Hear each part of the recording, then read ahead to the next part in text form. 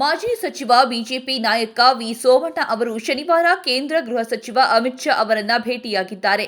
ಬಳಿಕ ಸುದ್ದಿಗಾರರೊಂದಿಗೆ ಮಾತನಾಡಿದ ಅವರು, ರಾಜ್ಯಸಭೆಗೆ ಅವಕಾಶ ಮಾಡಿಕೊಡಿ ಎಂದು ಮನವಿ ಮಾಡಿದ್ದೇನೆ. ಲೋಕಸಭಾ ಚುನಾವಣೆಯಲ್ಲಿ ಯಾವುದಾದರೂ 3 ಕ್ಷೇತ್ರಗಳ ಕೆಲಸ ಕೊಡಿ, ಗೆಲ್ಲಿಸಿಕೊಂಡು ಬರೋದಾಗಿ ಹೇಳಿದ್ದೇನೆ.